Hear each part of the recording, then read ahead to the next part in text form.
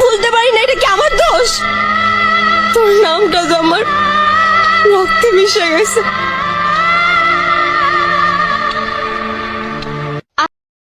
আগে ভাইবা প্রেম করলি না?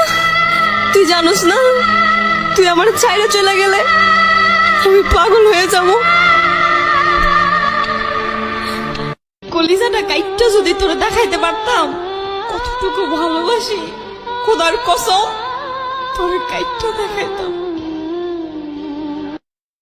আরে বেমান চলে গেছত তো গেছতি, আবার ফোন কইরা কেন জ্বালা বাড়াস?